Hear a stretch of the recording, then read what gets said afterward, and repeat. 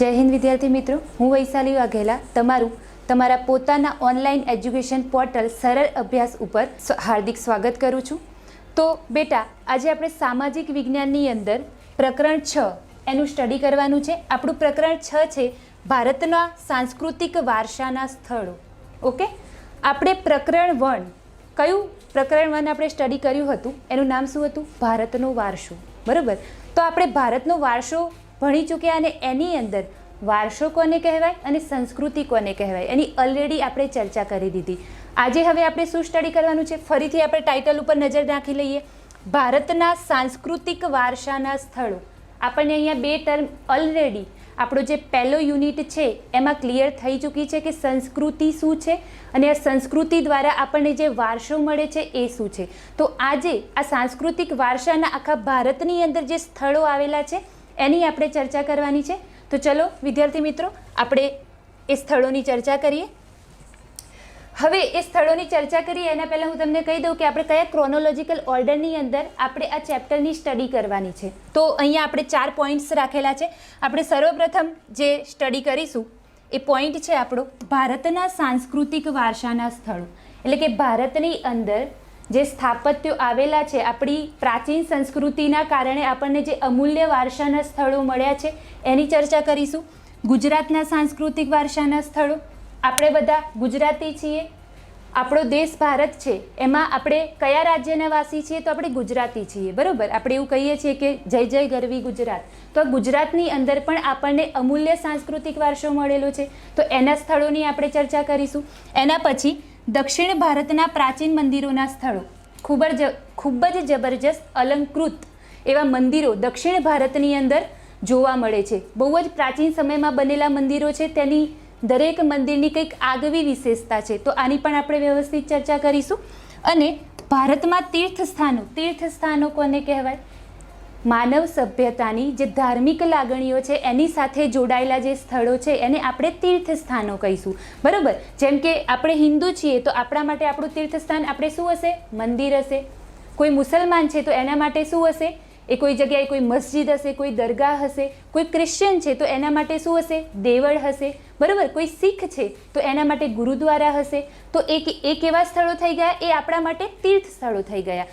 તો તમારી જે પાઠ્યપુસ્તકની અંદર જે રીતે ચર્ચા કરી છે એ તો આપણે અહીંયા સ્ટડી કરવાનું જ છે, એના સાથે આ સ્થળોમાં કંઈક જો એક્સ્ટ્રા ફેક્ટ્સ હશે તો એ પણ આપણે અહીંયા ભણવાના છે। મેં તમને પહેલું જે આપણે પ્રકરણ ભણ્યા એમાં જ કીધું હતું કે આપણે એક્સ્ટ્રા ફેક્ટ સાથે પણ જઈશું। હવે આપણે આ ચેપ્ટરની શરૂઆત કરીએ એના પહેલાં તમને કહી દઉં કે તમારી જે વાર્ષિક પરીક્ષા છે એમાં આ જે આપણું પ્રકરણ છે એમાંથી 4 માર્ક્સના પ્રશ્નો પૂછાય છે। તમારો જે વિભાગ બી છે એમાં 2 ક્વેશ્ચન આમાંથી પૂછાય છે, એટલે કે 2 પ્રશ્નો આમાંથી પૂછાય છે અને દરેક પ્રશ્નના કેટલા માર્ક્સ છે? 2। એટલે તમને કોઈ આ તો સ્થાપત્ય છે, આની અંદર તો બધા સાંસ્કૃતિક વારસાના જે સ્થાપત્યો હશે તો એમાં તમને ટૂંકમાં સમજાવવા માટે પૂછી શકે છે। હવે આ જે તમારો વિભાગ બી અને એની અંદર જે પ્રશ્નો પૂછાય છે એમાં પાછું લિમિટેશન હોય છે, તમને ખ્યાલ હશે, તમે એ વસ્તુથી કદાચ પરિચિત તો હશો કે 15 કે 30 શબ્દોમાં તમારે એ વસ્તુને સમજાવવાની હોય। એક એક્ઝામ્પલ લઈએ, આપણે આગળ એ સ્થાપત્ય જોવાનું છે। માની લો કે તમને પૂછાય કે ઈલોરાની ગુફા વિશે સમજાવો, તો તમારે ઈલોરાની ગુફા વિશે 15 થી 30 શબ્દોની અંદર સમજાવવાનું થશે। તો એ કેવી રીતે સમજાવવાનું? હવે એ સમજાવવા માટે આપણી પાસે એનું નોલેજ હોવું જોઈએ, તો ચલો આપણે એનું નોલેજ લઈએ, આગળ જઈએ। ઓકે બેટા, ભારત સમૃદ્ધ પ્રાકૃતિક અને સાંસ્કૃતિક વારસો ધરાવે છે। આ વસ્તુ તો આપણે ક્યાંક પરિચિત લાગે છે ને, આપણે પ્રથમ જે પ્રકરણ ભણ્યા એમાં જ આ વસ્તુની વાત થઈ ગઈ છે। બરોબર, પ્રાકૃતિક અને સાંસ્કૃતિક વારસાના સ્થળો નિહાળવા દેશ વિદેશના અનેક પ્રવાસીઓ ભારતની મુલાકાત લે છે। આપણે આ પાઠમાં ભારતના સાંસ્કૃતિક વારસાના સ્થળોનો પરિચય મેળવીશું। કેટલા અદ્ભુત સ્થળો છે, આપણે એનો પરિચય લેવા જઈ રહ્યા છે। તો આપણું જે પ્રથમ સ્થળ છે અજંતાની ગુફાઓ। આ અજંતાની ગુફાઓ ક્યાં આવેલી છે? ભારતની અંદર કેટલા રાજ્યો છે? આપણે ઓલરેડી ચર્ચા કરી છે કે આપણા ભારતમાં 28 રાજ્યો અને 8 કેન્દ્ર શાસિત પ્રદેશ છે। આપણું જે ગુજરાત છે એની બિલકુલ નીચે દક્ષિણની સાઈડ મહારાષ્ટ્ર આવે। આ મહારાષ્ટ્રની અંદર આ અજંતાની ગુફાઓ આવેલી છે। બરોબર, આપણે હવે લાઈન સાથે જઈએ કે તમારા પાઠ્યપુસ્તકની અંદર આ અજંતાની ગુફાઓ વિશે શું લખેલું છે અને એના સિવાય કોઈ એક્સ્ટ્રા વિગત હશે તો એ હું અહીંયા તમને આપીશ। અજંતાની ગુફાઓ મહારાષ્ટ્ર રાજ્યના ઔરંગાબાદ જિલ્લાના અજંતા ગામ પાસે આવેલી છે. હવે આ અજંતાની ગુફા પાસેથી એક નદી પસાર થાય છે, જે તમારી પાઠ્યપુસ્તકની અંદર એની ચર્ચા નથી કરેલી. હું તમને એની વિગત આપી દઉં. એ નદીનું નામ છે વાધુર નદી. શું નામ છે? વાધુર નદી. અને યુ ટર્ન લઈને આવી રીતે યુ આકારે આ નદી વહે છે. ઓકે. સહ્યાદ્રી પર્વતમાળાને કોરીને ઘોડાની નાળ કેવી હોય? આ ટાઈપના આકારમાં હોય. ઓકે. ઘોડાની નાળના આકારે અહીં કુલ કેટલી ગુફાઓ? 29 ગુફાઓ આવેલી છે. શેની વાત થાય છે? અજંતાની વાત થાય છે. બરોબર.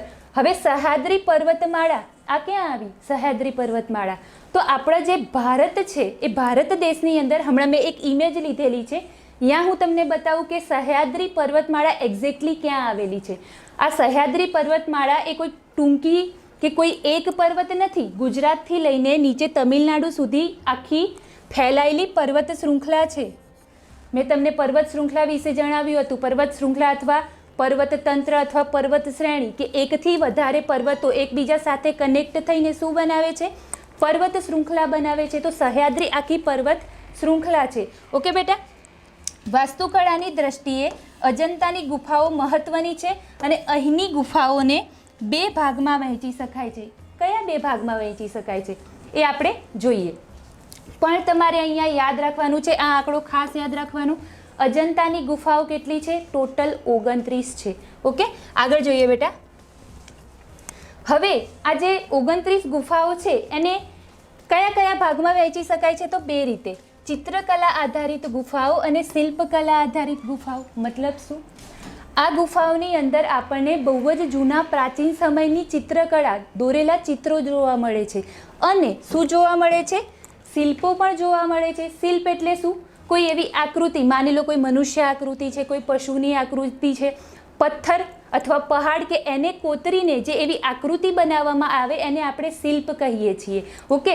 તો આપણને એવા શિલ્પો પણ જોવા મળે છે અને ચિત્રો પણ જોવા મળે છે. એક એક્સ્ટ્રા વિગત આપી દઉં. ચિત્રો અહીંયા કેવા પ્રકારના જોવા મળે છે? ફ્રેસ્કો.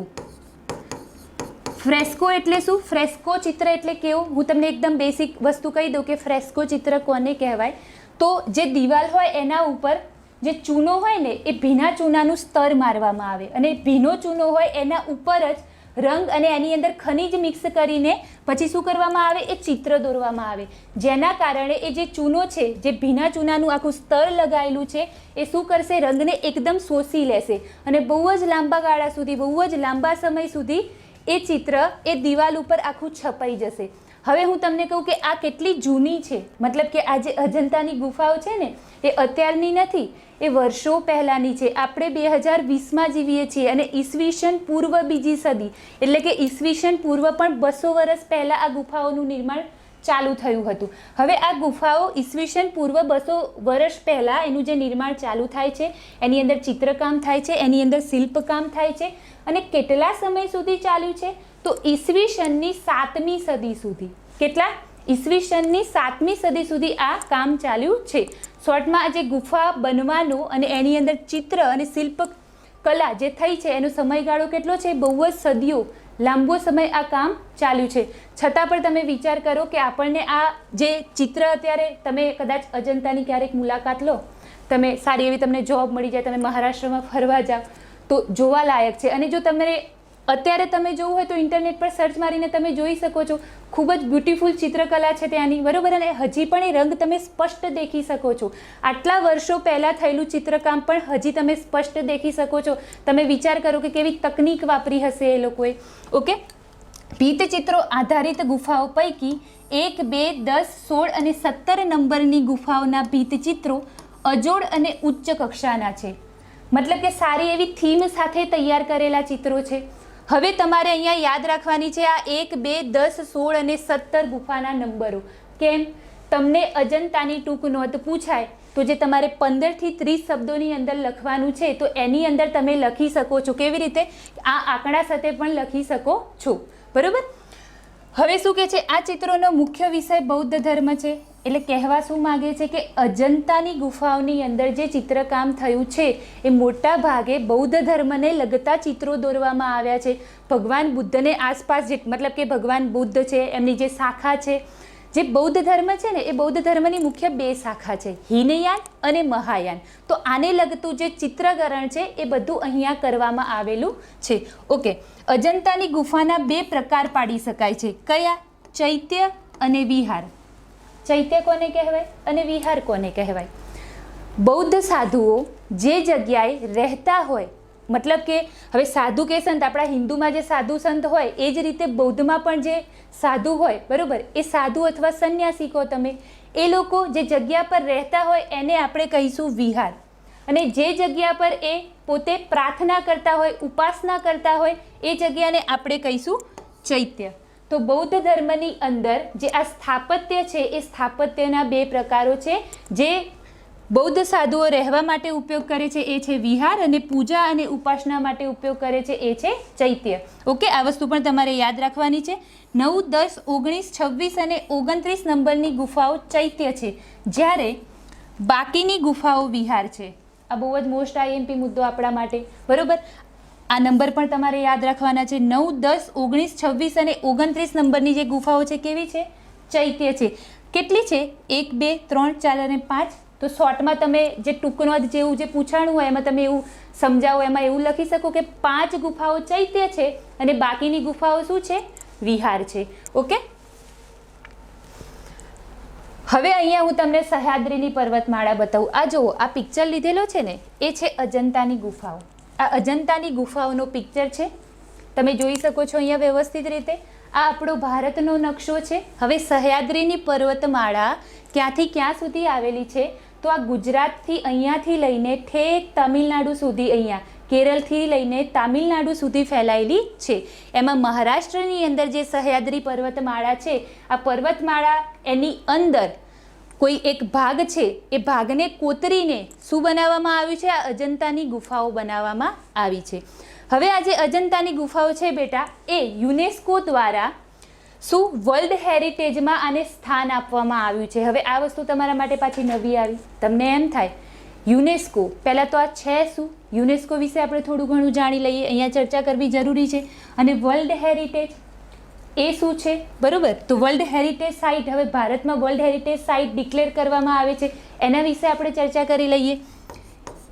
તો યુનેસ્કો, આ યુએનનું ફૂલ ફોર્મ થાય યુનાઇટેડ નેશન્સ, બરોબર, સંયુક્ત રાષ્ટ્ર, ગુજરાતીમાં એને કહેવાય સંયુક્ત રાષ્ટ્ર.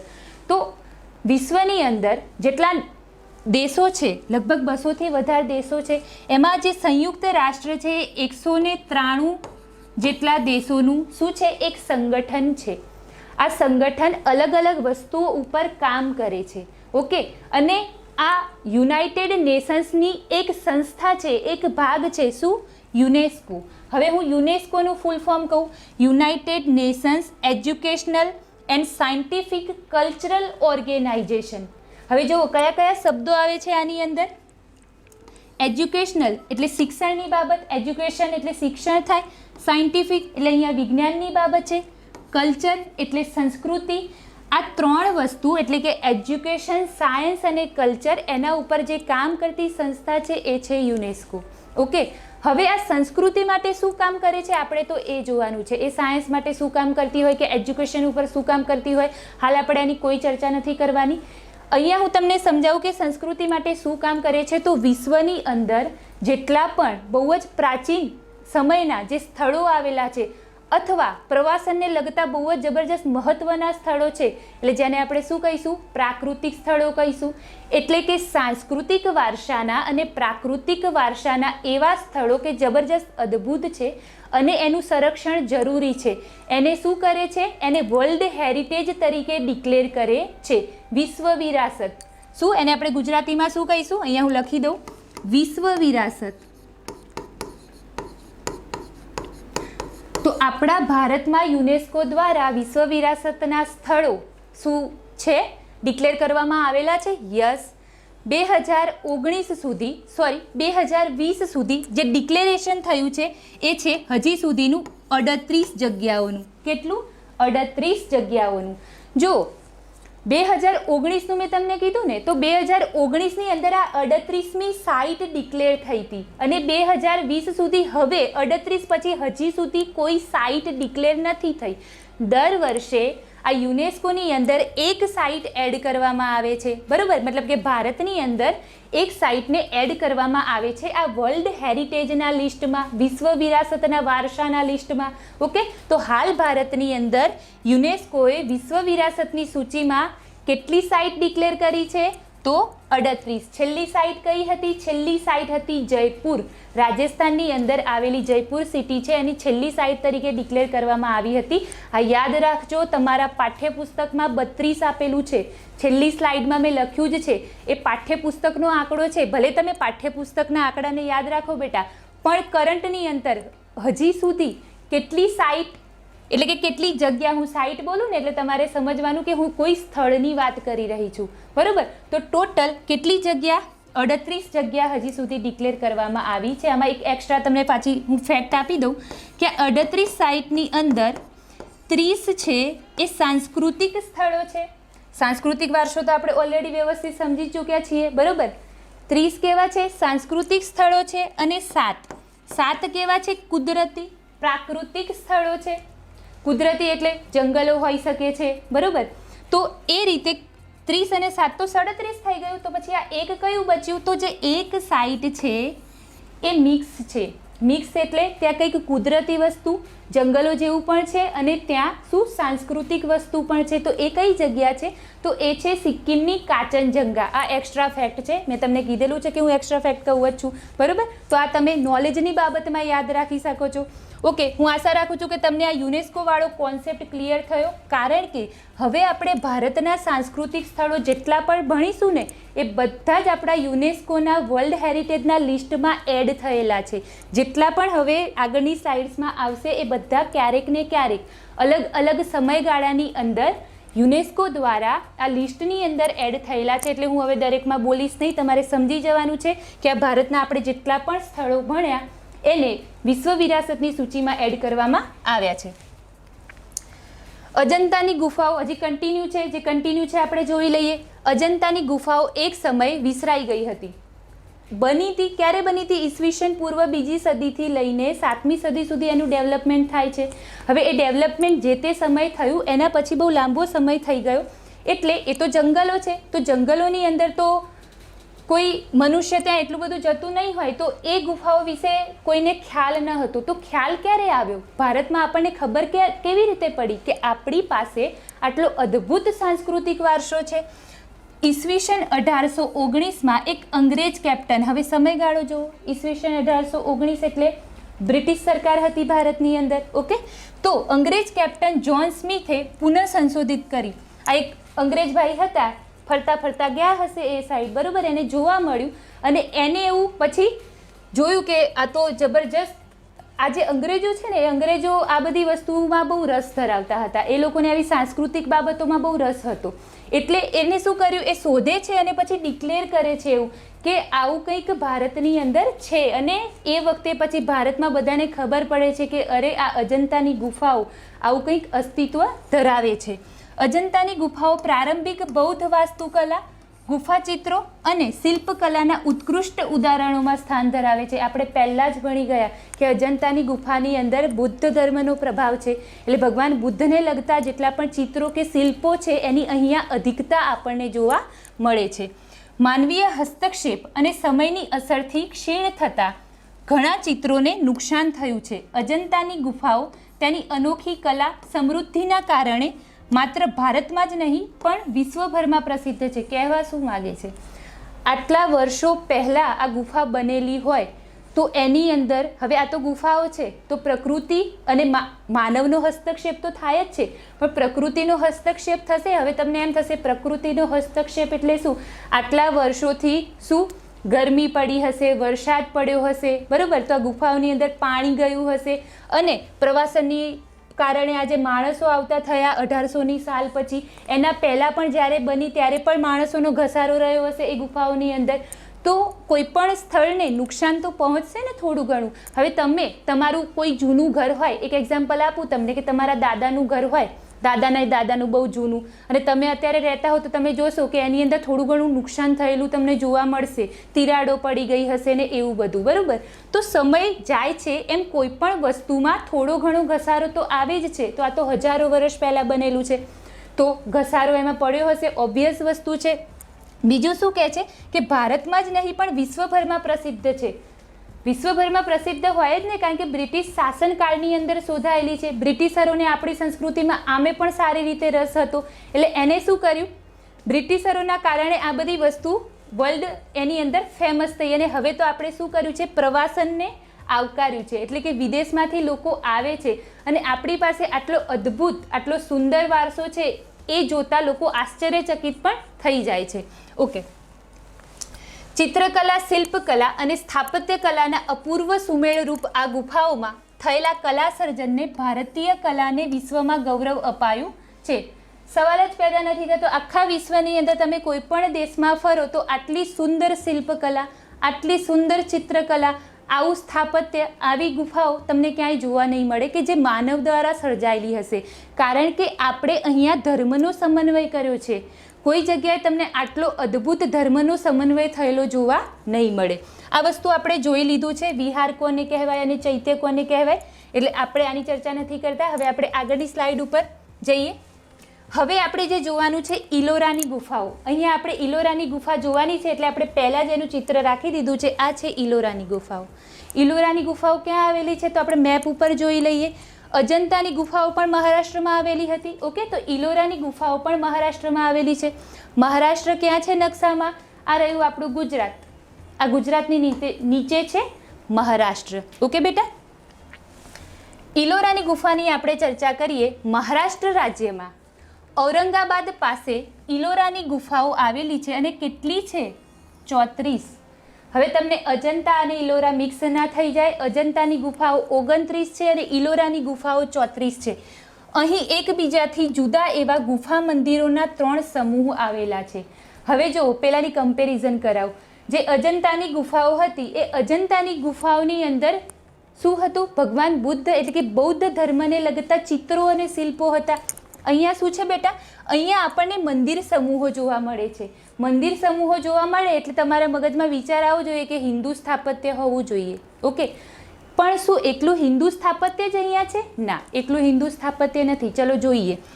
બૌદ્ધ ધર્મને લગતી ગુફાઓ, તો કે 1 થી 12 નંબર સુધીની જે ગુફાઓ છે એ બૌદ્ધ ધર્મને લગતી છે. હિન્દુ ધર્મને લગતી ગુફાઓ કેટલી છે? તો હિન્દુ ધર્મને લગતી 13 થી 29 નંબરની ગુફાઓ છે. અને જૈન ધર્મને લગતી ગુફાઓ કેટલી છે? તો 30 થી 34 નંબરની જે ગુફાઓ છે એ જૈન ધર્મને લગતી છે. આ તમારે યાદ રાખવાનું છે. રાષ્ટ્રકૂટ રાજાઓના સમયમાં હિન્દુ ધર્મની ગુફાઓનું નિર્માણ થયું હતું. હવે આપણો ભારત પ્રાચીન સમયથી હડપ્પા કાળથી અત્યારે સુધી એક ઇતિહાસ ધરાવે છે અને આ ઇતિહાસની અંદર અલગ અલગ વંશોએ અલગ અલગ જગ્યા ઉપર શાસન કર્યું છે. એમાં આ રાષ્ટ્રકૂટોએ પણ શાસન કરેલું છે ભારતની અંદર. ઓકે, રાષ્ટ્રકૂટ રાજાઓના સમયમાં હિન્દુ ધર્મની ગુફાઓનું નિર્માણ થયું. આ રાષ્ટ્રકૂટોએ ઇલોરાની અંદર, આ જે ઇલોરાની ગુફા છે એમાં અમુક ટાઈપનું સ્થાપત્ય બનાવ્યું છે. તો કયું સ્થાપત્ય ફેમસ છે એ વસ્તુ આપણે જોવાની છે. 16 નંબરની ગુફામાં કૈલાસ મંદિર આવેલું છે. કૈલાસ મંદિર, કૈલાસ શબ્દ સાંભળો એટલે તમને ખ્યાલ આવી જાય કે શું હશે? ભગવાન શિવને સમર્પિત હશે. ઓકે બેટા, કઈ ગુફા? તો 16 નંબરની ગુફા. આ યાદ રાખી લેજો. રાષ્ટ્રકૂટ રાજવીઓ દ્વારા એ એક જ પથ્થરમાંથી કોતરીને બનાવેલું છે. તમે વિચાર કરો. હવે મોટી શિલા, એક પથ્થર એટલે નાનો પથ્થર નહીં હોય, મંદિર તો ખાસું મોટું છે. અહીંયા ચર્ચા કરેલી છે મંદિર વિશે, બરોબર? તો એક મોટી શિલાને, એ શિલાને કોતરીને જે મંદિર તૈયાર કરવામાં આવેલું છે, તો કેટલી અદ્ભુત કલા આપણી પાસે રહી હશે. જે 58 મીટર લાંબુ, 33 મીટર પહોળું અને 30 મીટર ઊંચું છે. વિચાર કરો તમે, કેટલું? 58 મીટર લાંબુ, 33 મીટર પહોળું અને 30 મીટર ઊંચું છે. દરવાજા, ઝરૂખા અને સુંદર સ્તંભોની શ્રેણીઓથી સુશોભિત આ મંદિરની શોભા અવર્ણનીય છે. એ વખતની કલા જ એવી હતી કે આપણી જે પ્રાચીન સમયની કલા છે એ અલગ અલગ શૈલીઓ દ્વારા સુશોભિત હતી. પહાડવાળા વિસ્તારમાં આવેલી ઇલોરાની ગુફાઓ ઈસવીસન 600 થી ઈસવીસન 1000ના કાળની છે. 6ઠ્ઠી સદીથી લઈને 10મી સદી સુધી આ ગુફાઓ બનેલી છે. અજંતાવાળી ક્યારે બની હતી? ઈસવીસન પૂર્વ 2થી લઈને ઈસવીસન 6ઠ્ઠી 7મી સદી સુધી બની હતી. આ ક્યારે બની છે? ઈસવીસન 6ઠ્ઠી સદીથી 10મી સદી સુધી બનેલી છે. અને પ્રાચીન ભારતીય સભ્યતાનું જીવંત પ્રદર્શન કરે છે. મતલબ કે જે તે સમયગાળામાં આ ગુફાઓ બનેલી છે તો એ સમયગાળાની સભ્યતા કેવી હતી, તો એ સભ્યતા વિશેનું એમાં શું ચિત્રણ કરેલું છે. ઓકે, તો એના ઉપરથી આપણને ખ્યાલ આવે કે આ 6ઠ્ઠી થી 10મી સદી સુધી ખરેખર કેવી સભ્યતા હતી, કેવા લોકો હતા. ઓકે, અને એમની સંસ્કૃતિ શું હતી. બૌદ્ધ, હિન્દુ અને જૈન ધર્મને સમર્પિત પવિત્ર સ્થાન ઇલોરા પરિસર કેવળ અદ્વિતીય કલાત્મક સર્જન અને તકનીકી ઉત્કૃષ્ટતા છે. તકનીકી એટલે કોઈ પણ ટેકનિક, તકનીકી ઉત્કૃષ્ટતા છે, પણ સાથે આ પ્રાચીન સ્થાપત્ય ભારતના ધૈર્યવાન ચરિત્રનો પરિચય આપે છે. મતલબ કે એમાં એક આખી એ જમાનાની સંસ્કૃતિનું હુબહુ નિરૂપણ કરવામાં આવેલું છે. એવા ચિત્રો, એવા શિલ્પો, એ મંદિરો, એ બધી જ વસ્તુની ત્યાં શું એકદમ કમ્પ્લીટ રીતે એવી રીતે મૂર્તિઓ રાખી હશે તો તમને ખ્યાલ આવી જાય કે એ વખતનો સમાજ કંઈક આવો હશે, એ લોકોની સંસ્કૃતિ કંઈક આવી હશે. ચિત્રો દોર્યા હશે તો તમને ખ્યાલ આવી જાય કે એ વખતે કંઈક આવું થતું હશે. તો એ વખતે જે સભ્યતા જે રીતે જીવતી હતી એનું નિરૂપણ કરવામાં આવેલું છે. હવે આપણી જે નેક્સ્ટ ગુફા છે એ છે એલિફન્ટાની ગુફા. બરોબર, તો એલિફન્ટાની ગુફાનું એક બહુ જ ફેમસ ચિત્ર અહીંયા લીધેલું છે. આ આખી ગુફાનું ચિત્ર નથી, એ ગુફાની અંદર જે ત્રિમૂર્તિ છે એ ત્રિમૂર્તિનું આ ચિત્ર છે. બરોબર, તમે ધ્યાનથી જોઈ લો, કારણ કે આ તમે જોશો આની આપણે ચર્ચા કરવાની છે અને તમને સ્પેશિયલ આ વસ્તુ પૂછાઈ શકે છે પ્રશ્નની અંદર. ઓકે બેટા, તો ક્યાં આવી છે? આ પણ મહારાષ્ટ્રમાં જ આવી છે. આપણે પેલા મેપમાં જોયું ને અજંતા અને ઇલોરાવાળા, ગુજરાતની નીચે મહારાષ્ટ્ર છે અને ત્યાં શું છે? આપણી એલિફન્ટાની ગુફાઓ પણ ત્યાં આવેલી છે. પણ અહીંયા અજંતા અને ઇલોરા છે મહારાષ્ટ્રની અંદર આવેલી છે, કોઈ ટાપુમાં નહીં, એ રાજ્યની અંદર છે, ભૂમિભાગ ઉપર. પણ આ શું છે? એલિફન્ટા છે એક ટાપુ ઉપર આવેલી છે. બરોબર, ટાપુ કોને કહેવાય બેટા? ટાપુ એટલે એવું સ્થળ કે એક ભૂમિ સ્થળ હોય, એની આજુબાજુ શું હોય? પાણી હોય, દરિયો હોય. તો દરિયાના વચ્ચે આવેલું કોઈ ભૂમિ સ્થળ, તો એને આપણે ટાપુ કહીએ. તો આ એલિફન્ટાની ગુફાઓ ટાપુ ઉપર આવેલી છે. એટલે કયા ટાપુ ઉપર? તો એક ટાપુનું નામ જ છે એલિફન્ટા, અને એ જે ટાપુ ઉપર જે ગુફાઓ આવેલી છે એને આપણે એલિફન્ટા તરીકે જ ઓળખીએ છીએ. મહારાષ્ટ્ર રાજ્યમાં મુંબઈથી 12 કિલોમીટર દૂર અરબ સાગરમાં એલિફન્ટાની ગુફાઓ આવેલી છે. મહારાષ્ટ્ર આપણે જોયું, બરોબર, તો મુંબઈથી નજીક થાય છે આ ગુફાઓ અને ટાપુ ઉપર છે એ પણ આપણે ચર્ચા કરી લીધી. હવે આ ગુફાની સંખ્યા કેટલી છે? જેમ આપણે જોયું ને અજંતામાં 29 હતી, ઇલોરામાં 34 હતી અને આમાં કેટલી છે? આમાં 7 છે. આ જગ્યાને એલિફન્ટા નામ પોર્ટુગીઝોએ આપ્યું હતું. કોણ હતા આ પોર્ટુગીઝો? તમે ભારતની હિસ્ટ્રીમાં તમે ભણી ચૂક્યા હશો કે વિદેશી પ્રજા ભારતમાં આવી છે. તો સર્વપ્રથમ કઈ વિદેશી પ્રજા આવી હતી? તો યુરોપમાંથી સર્વપ્રથમ જે વિદેશી પ્રજા આવી હતી એ હતા પોર્ટુગીઝો. આમ તો પ્રાચીન સમયથી ભારતમાં અનેક વિદેશી પ્રજા આવી છે. ગ્રીક લોકો આવેલા છે, પર્શિયનથી લોકો આવેલા છે, એટલે કે ઈરાની, જે અત્યારે ઈરાન છે એ લોકોને ફારસી કહેતા, એ લોકો આવેલા છે. હડપ્પાકાલીન સંસ્કૃતિ દરમિયાન પણ લોકો આવજાવ કરતા હતા. તો એવું નથી, લોકો આવતા હતા, પણ આપણે યુરોપની વાત કરીએ છીએ. તો યુરોપમાંથી જે સર્વપ્રથમ પ્રજા આવી હતી એ હતા પોર્ટુગીઝો, પોર્ટુગલ. અત્યારે જે પોર્ટુગલ છે ને ત્યાંના લોકો. ઓકે, તો આ પોર્ટુગીઝો આવે છે ભારતમાં સર્વપ્રથમ યુરોપમાંથી. એ લોકોએ આ જગ્યાને એલિફન્ટા નામ આપ્યું, કારણ કે ત્યાં એમને મોટી હાથીની મૂર્તિ દેખાણી. એટલા માટે એ લોકોએ શું નામકરણ કરી દીધું આ ગુફાનું? એલિફન્ટા. ઓકે, એમણે આ નામ અહીં પથ્થરમાંથી કોતરેલા હાથીના શિલ્પના કારણે આપ્યું. ઓલરેડી આપણે ચર્ચા કરી લીધી.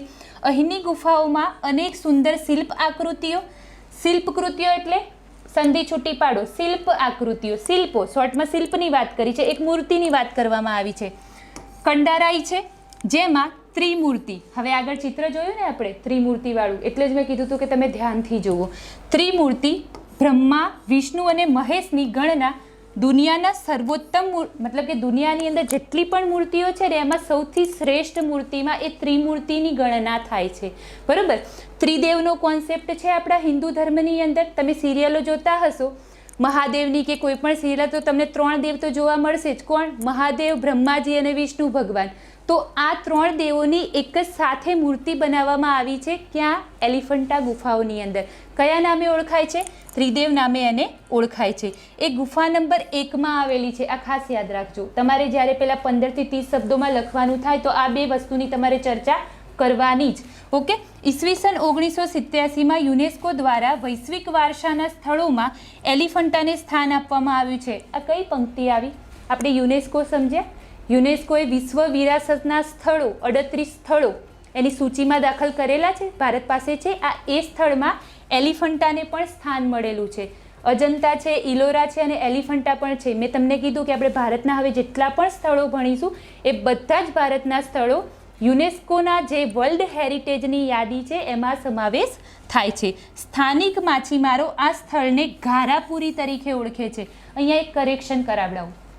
તમારા પાઠ્યપુસ્તકની અંદર ધારાપુરી આપેલું છે, ધ નથી, ઘ છે, બરોબર. ખરેખર એને કયા નામથી ઓળખાય છે? ત્યાંના સ્થાનિક લોકો આને ઘારાપુરી તરીકે ઓળખે છે.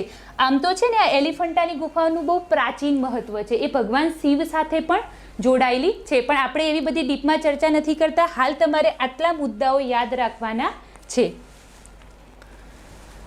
તો બેટા આપણે 3 ગુફાઓ અહીંયા જોઈ અને આજે આપણે આ 3 ગુફાઓની ચર્ચા કરી વ્યવસ્થિત રીતે. કઈ? અજંતા, ઇલોરા અને એલિફન્ટા. ઓકે, હવે આપણો જે નેક્સ્ટ પાર્ટ છે એમાં આગળ જેટલા પણ આપણા ભારતના સાંસ્કૃતિક વારસાના સ્થળો છે એની આપણે વ્યવસ્થિત ચર્ચા કરીએ અને આ પાર્ટ આપણે અહીંયા જ પૂર્ણ કરીએ છીએ. ધન્યવાદ.